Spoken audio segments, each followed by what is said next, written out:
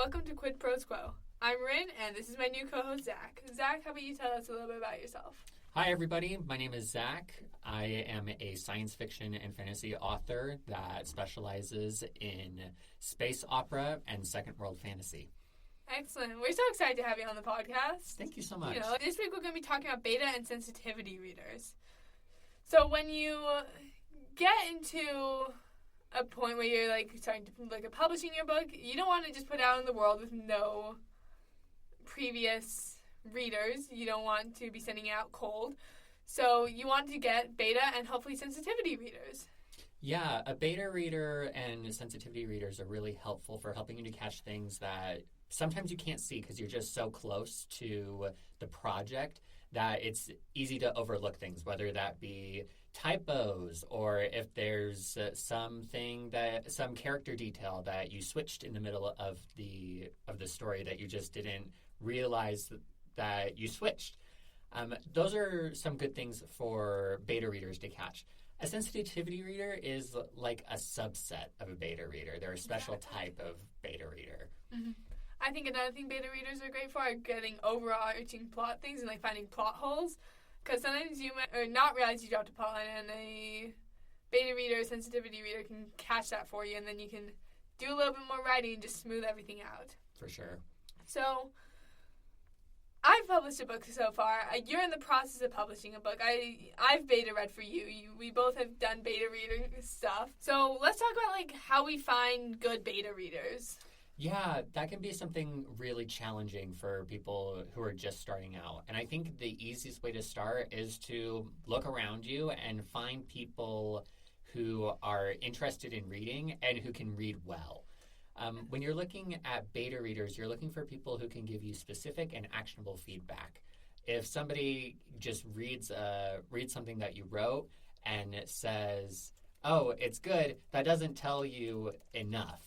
Or, "Oh, this piece isn't really working for me," that is also not very helpful because you don't know how it's not working. Mm-hmm. So not only are you looking for people who like to read, but you're looking for people who are well-versed in describing why they like or why they dislike what they're reading. Exactly. You want people who can give both good and critical feedback. Mm-hmm. And good feedback doesn't mean positive things all the time. Sometimes it does mean negative things. Yes. You talked about specific and actionable feedback. I think a good way to get that specific actionable feedback is to ask some specific questions. Yeah. And you have a Google form for your beta readers to fill out. When I was doing my beta reading for All Hail the Queen of Hearts, I had an email list and I would give them a list of questions. Mm-hmm. Some of my important things was I really wanted my book to be engaging. So I was like, do you find yourself skimming anywhere? What was your favorite part of the chapter? Favorite character, what did you like, what happened to them, and that gives a lot of good character feedback. Mm-hmm. So questions like that. What were some of the questions on your feedback form? A lot of the similar things that you were talking about, just phrased differently, where I would ask questions like, what was your favorite part of what you read, and what was your least favorite part of what you read, and why?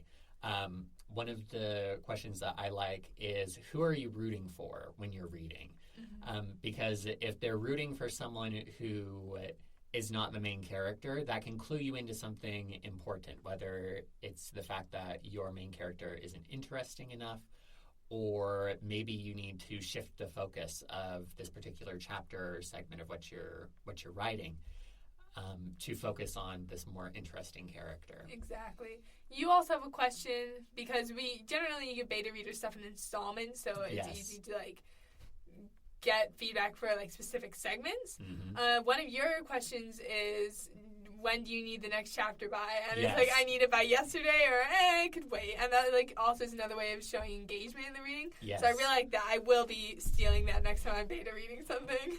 Well, I'm glad that it works for you. So let's talk about sensitivity readers. Like I mentioned a little bit earlier, a sensitivity reader is a special kind of beta reader.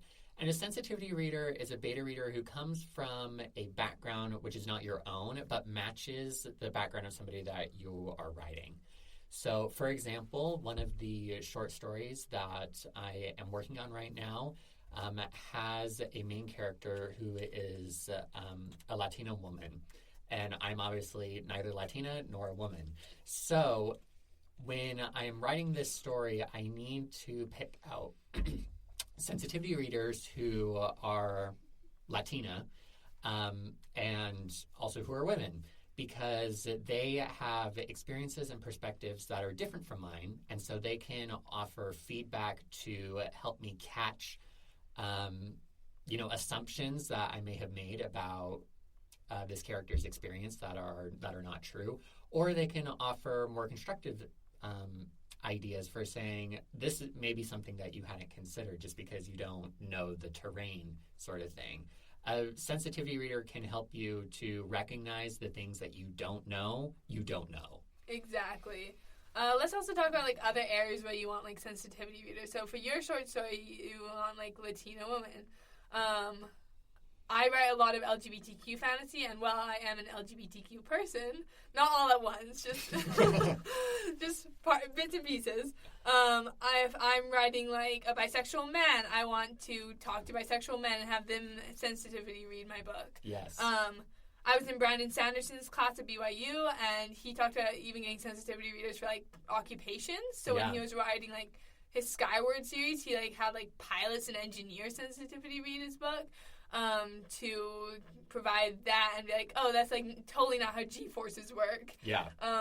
So you want to remember it's not just for minorities, or it's also for specialties. For sure. You mentioning the need for sensitivity readers inside of occupations reminds me of the opening scene of Don't Look Up. It's a phenomenal movie. I love that movie so much, but the opening scene, it grinds my gears so much because I'm an astronomer, and when it opens up on this scene, there are little details. They're actually pretty big details for anybody who has been an astronomer, where you're just looking at it like, that is not how astronomy is. And that first scene is kind of rough because you're going through and you're like, oh, that's wrong, that's wrong, that's wrong, that's wrong, that would never happen. And if you can't get past that, then people aren't going to continue watching or reading or whatever, because there's just this sense of, oh, the writers didn't do their research sort of thing. Exactly. I have an instance like that. I was reading a book, and this girl was at a concert, and she was, like, dating the drummer or whatever, and then it said that the drummer did an archipelago on the drums. And I'm like, that's supposed to be an arpeggio. This person clearly knows nothing about music, like, has never seen the Aristocats. And they just haven't done their research. They didn't, like, get someone to read it. Yeah. I think how do you get sensitivity readers is probably the next question people are asking us. Like, well, you talk so much about them and why they're important, but how do you get them? I think making friends is the best way to do it. Like, yeah, I've heard everyone saying every writer needs a doctor friend, so you can, like, and be like, oh, can you get internal bleeding from, like, blunt force trauma to the abdomen? And I'm pretty sure the answer to that is yes, but I'm not a doctor. So you just gotta, like, make friends. Like, if I'm ever writing, like, I have an engineer friend where I was working on a sci-fi, and I would ask him about, like, G-forces and stuff and, like, spaceship engineering. Yeah. You're an astronomer. I could come and ask you about that stuff. Yeah. Yeah, I lived in California for 2 years, and I worked a lot with people who were Latino, and also, weirdly enough, I worked with a lot of Polynesians and a smattering of Chinese people as well. So when you go out and you engage inside of your community, you can meet cool people who can offer insight into your stories. And so, you may be at a place like a school or your job where you are exposed to different people. But if you're trying to get beyond that group of people, you might consider going out and volunteering at, a kitchen or a pantry or at some other community organization, because those are places where you can create natural connections with people who are unlike you, and you need those perspectives to enrich your writing. Exactly. And I want to say, if it's something just, like, totally super niche and you can't find someone in your community, you can also, like, build a platform and, like, reach out. Like, when it's hard for, like, small indie authors who only have, like, 100 followers on Instagram, which is about where we're both at, to find it. But if you get onto the right places, like, I'm sure Reddit would be a really good place for Yeah, us. for sure. If you get onto the right platforms and you reach out, you will find good Samaritans who are just willing to help you out. I mean, you might want to, like, give them a copy of your book when it's done. That's what I did for all my beta readers. I gave them all free copies of my book. But yeah. Is there any other things we want to say about beta and sensitivity readers? Just that the idea of beta and sensitivity readers can be a little bit intimidating, but it doesn't have to be. If you're doing a good enough job at prepping a beta and a sensitivity reader, and you're doing a good job of vetting the people who are your sensitivity readers, you don't need to feel embarrassed at mistakes that you may make, even if those mistakes could come across as offensive. That's why you have the sensitivity reader. Exactly. Is so that they can catch it beforehand and say, hey, some people may consider this offensive. Here are some things that you can do to fix it. Which I guess is an important quality to look for in a sensitivity reader, is someone who can recognize that there is a problem and offer feedback in order to fix the problem without making you feel like you're somehow harming them because of your inexperience. Absolutely. I would just also add, make sure that your beta readers are committed. We didn't really talk about that because it really sucks to lose beta readers. Yes. Like 3 chapters in. Like, I had so many people come to me saying, I want to read your book for you, I want to beta read for you.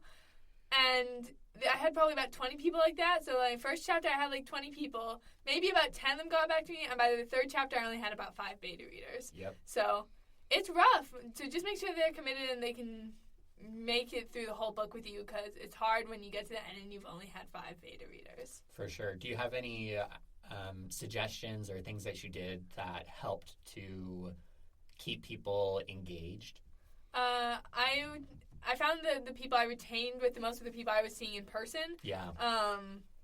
Because then they're like reminded, I haven't done my beta reading for you yet. So the people I was seeing and talking to in person, and if not person, over the phone, like my parents or some of my beta readers, and they were super helpful. Yeah. Like, I had probably the most in-depth discussions with my dad, who usually doesn't even read fantasy, but he was like, this is the first fantasy book he's enjoyed since, like, Lord of the Rings. Nice. Which I was like, that's such high praise. Thank you, Dad. But yeah, keep them engaged both with you and therefore with your writing, and that will help retain your beta readers. For sure. Awesome. Well, this has been Quid Pros Quo, and we will see you next week to talk about naming conventions. Thank you so much.